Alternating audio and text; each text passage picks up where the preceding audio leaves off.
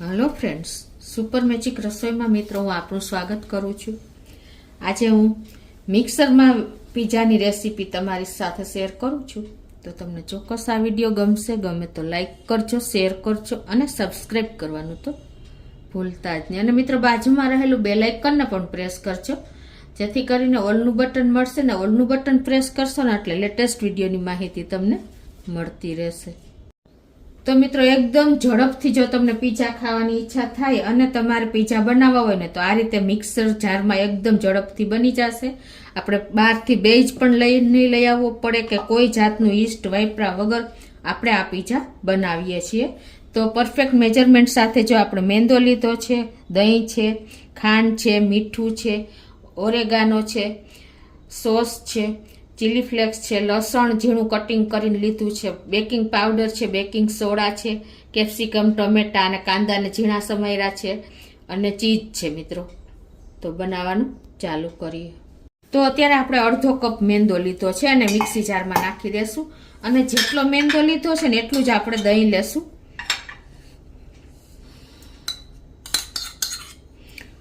અને હવે એમાં આપણે 1/4 ટીસ્પૂન જેટલો આપણે બેકિંગ પાવડર નાખશું અને 1/8 ટીસ્પૂન આપણે બેકિંગ સોડા લેશું.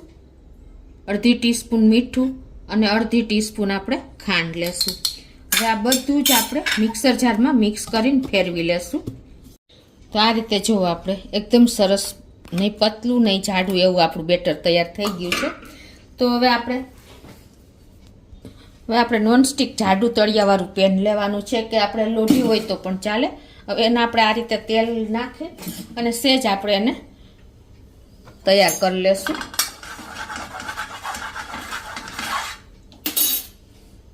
તેલને આપણે આ રીતે લૂછી લેશું એટલે એકદમ સરસ આપણી લોઢી તૈયાર થઈ ગઈ. હવે આપણે જે આ બેજ લીધો છે ને એને આપણે આમાં ડાયરેક્ટ નાખી દેશું.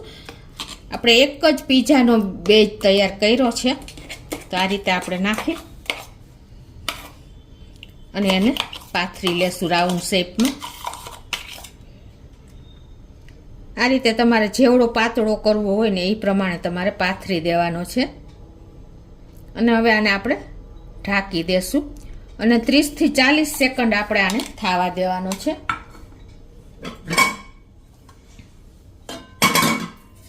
ગેસની ફ્લેમ એકદમ આપણે મીડિયમ રાખી છે.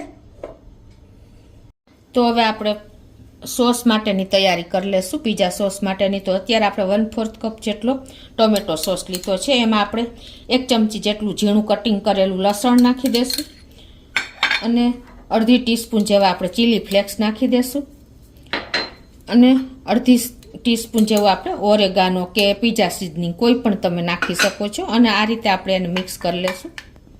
આપણો પીઝા સોસ રેડી થઈ ગયો છે. તો આપણે જો આ રીતે સ્લો ટુ મીડિયમ ફ્લેમ ઉપર ઢાંકીને આપણે પેન ઢાંકીને જ રાખ્યો હતો.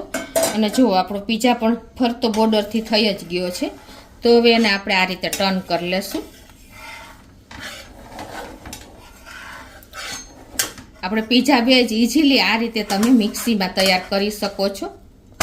જુઓ મિત્રો, હવે આને આપણે 1-2 સેકન્ડ રાખીને અને આની ઉપર લઈ લેશું એટલે એકદમ સરસ ઠંડો થઈ જાય. તો હવે જો આપણે બીજી સાઈડ પણ 2 જ સેકન્ડ રાખ્યો છે. હવે એને આપણે આ રીતે એક જારીવાળા વાસણ ઉપર નાખી દેશું એટલે એર બધી નીકળી જશે. જો એર નીકળે છે ને તમને ખ્યાલ આવે છે. આ રીતે જારી ઉપર રાખશો ને એટલે એકદમ ફરતી એની એર નીકળી જશે.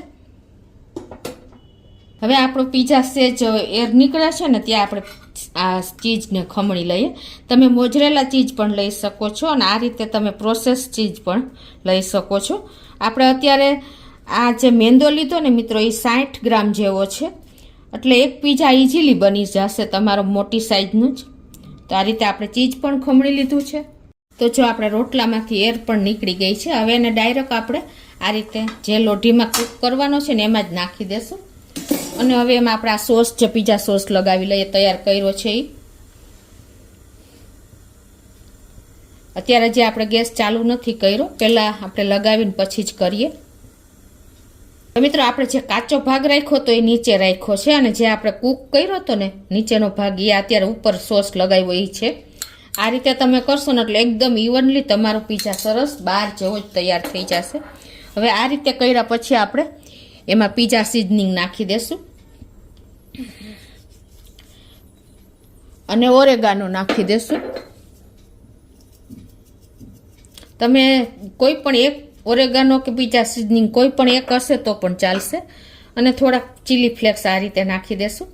અને હવે આપણે જે આ વેજીટેબલ સમાર્યા છે, કેપ્સિકમ, ટમેટા અને કાંદા, એને પણ આપણે ઉપર ટોપિંગ કરી લેશું. આ રીતે તમારે જે શાકભાજી હોય નાખવા હોય તો નાખી શકો છો. કોર્ન છે, પછી ઓલિવ છે, અલગ અલગ ફ્લેવરના તમે તૈયાર કરી શકો છો. પછી પનીર ક્યુબ છે. આપણે અલગ અલગ ઘણી ફ્લેવરના આપણા પીઝા ટોપિંગ તરીકે આપણે કરી શકીએ છીએ મિત્રો. આ રીતે આપણે નાખ્યા પછી હવે ઉપરથી આપણે ચીઝ નાખી દેશું. તમે કોઈ પણ ચીઝ પણ ઉપયોગ કરી શકો છો. મોઝરેલા ચીઝ છે કે આ રીતે આપણે ચીઝ પણ નાખી દીધું છે. અને હવે ઉપરથી થોડાક તમારે જો આવી રીતે ચીલી ફ્લેક્સ અને ઓરેગાનો સ્પ્રિંકલ કરી દેવાનો છે, એટલે લુક સરસ આવશે અને ટેસ્ટ પણ સરસ આવશે. જો મિત્રો આપણો આખો ફૂલ પીઝા તૈયાર થઈ ગયો છે. હવે આપણે ગેસની ફ્લેમ ચાલુ કરીને અને સ્લો ટુ મીડિયમ ફ્લેમ ઉપર આપણે ગેસ ચાલુ કરી દઈશું. અને હવે આપણે આ બાજુ જો એક પેન પણ ગરમ કરવા મૂકી દીધું છે, જે આપણે ઢાંક્યું હતું એ ગરમ પેનને તમે આ રીતે પીઝા ઉપર ઢાંકશો ને એટલે એકદમ ઉપરથી સરસ હીટ આવશે અને આપણો પીઝા પરફેક્ટ કૂક થઈ જશે. હવે આને આપણે સ્લો ફ્લેમ ઉપર 5 મિનિટ થવા દેશું. જો 5 મિનિટ થઈ ગઈ છે આપણે સ્લો ફ્લેમ ઉપર, અને જુઓ આપણો પીઝા પણ સરસ મેલ્ટ થઈ ગયો છે, ચીઝ અને કૂક પણ થઈ ગયો છે. જુઓ તો હવે એને આપણે લઈ લેશું. તમારે વધારે કૂક કરવું હોય તો પણ કરી શકો, પણ ઓલરેડી આપણો પીઝા રેડી છે. હવે એને આપણે કટિંગ કરી લેશું.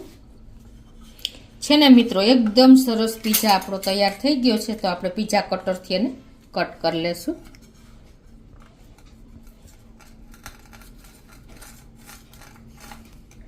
તો આ રીતે આપણો પીઝા પણ જો કટ થઈ ગયો છે. અને જુઓ મિત્રો, છે ને એકદમ બાર જેવો આપણો પીઝા રેડી છે. જુઓ મિત્રો, કોઈ પણ જાતના બહારના આપણે બેજ વગર એકદમ સરસ તમને પીઝા પણ બતાવી દઉં. જુઓ છે ને મિત્રો, કાંઈ પણ કહેવાપણું નથી, ગરમ લાગે છે મિત્રો. આ રીતે તમે ઇઝીલી ઘરે બેજ મિક્સરમાં તૈયાર કરીને કોઈ પણ જાતના ટાઈમ વગર કે કોઈ પણ જાતની ઝંઝટ વગર તમે આ પીઝા તૈયાર કરી શકો છો મિત્રો. તો તમને ચોક્કસ મિત્રો આ મિક્સીનો પીઝા ગમશે. ગમે તો લાઈક કરજો, શેર કરજો અને સબસ્ક્રાઈબ કરવાનું તો ભૂલતા જ નહીં.